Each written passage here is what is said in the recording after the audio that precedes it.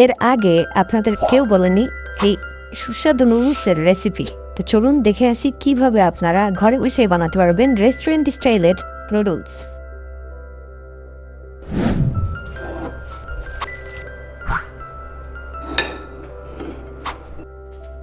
এখানে আমরা নিয়ে নিয়েছি কিছু মিক্সড ভেজিটেবল, আর আপনারা তো দেখতেই পেলেন। এখন আমি একটু তেল দিয়ে নিচ্ছি। আমরা এখন প্রথমে পেঁয়াজটা ঢেলে দিলাম, পেঁয়াজটা একটু ভেজে নেবো আর কিছু ঝাল দিয়ে দিলাম।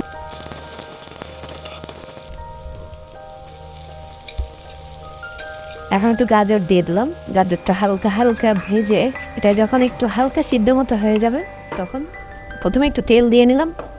আমরা এর ভিতরে এখন একটি ডিম দিয়ে দিব।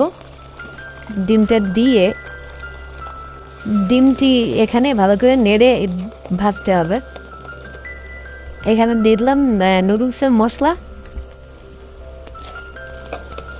এবার এই যে পাশে থাকা যে গাজরগুলো আছে আমরা এর সাথে একসাথে দিয়ে এটাকে মিক্স করে নিব।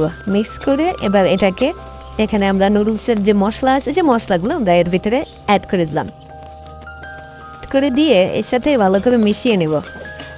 মিশিয়ে নেওয়া হয়ে গেলে এখানে পরিমাণ মতো পানি দিয়ে নেব।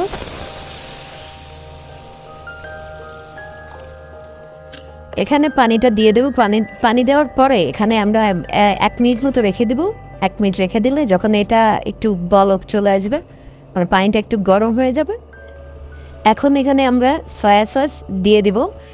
আর আপনারা যদি সয়া সস ব্যবহার করেন তাহলে লবণের পরিমাণটা কমিয়ে দিবেন, কারণ সয়া সসে অনেক লবণ থাকে। তো এই কারণে আমরা এখানে লবণ একটু কম ব্যবহার করছি।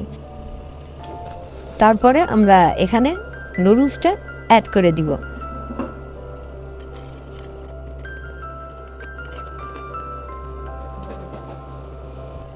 তারপর আমরা এখানে 2 চামচ টমেটো সস অ্যাড করে দিব। তারপর এখানে আমরা যে টমেটোগুলো কেটে রেখেছিলাম সেগুলো আমরা এর সাথে অ্যাড করে দেব এবং এটাকে ভালো করে এই নুডলসটার সাথে মিক্স করে নিলে এটা স্বাদ হয়ে যাবে অন্যরকম। তো আপনারা বাসায় ট্রাই করবেন। আর যদি চ্যানেলটিতে এখন সাবস্ক্রাইব না করে থাকেন তাহলে অবশ্যই চ্যানেলটিতে সাবস্ক্রাইব করবেন এবং কমেন্টে জানাবেন আপনাদের খেতে কেমন লেগেছে। অ্যাড করে দেওয়ার পরে নুডলসটাকে আমরা ঢেকে রাখবো। মিনিট 3 জন্য আমরা এটাকে ঢেকে দিয়ে চুলার আঁচটা বাড়িয়ে দেবো।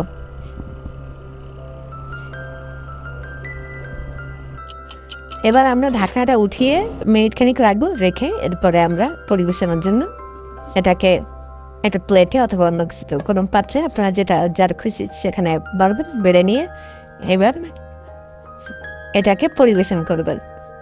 তো হয়ে গেল আমাদের সুস্বাদু নুডলস। খেয়ে দেখুন এবং কমেন্টে জানান যে কেমন লাগলো আমাদের এই নুডলসের রেসিপি। দেখা হচ্ছে অন্য কোনো ভিডিওতে অন্য কোনো রেসিপি নিয়ে। ততদিন সবাই ভালো থাকবেন, সুস্থ থাকবেন। আল্লাহ হাফেজ।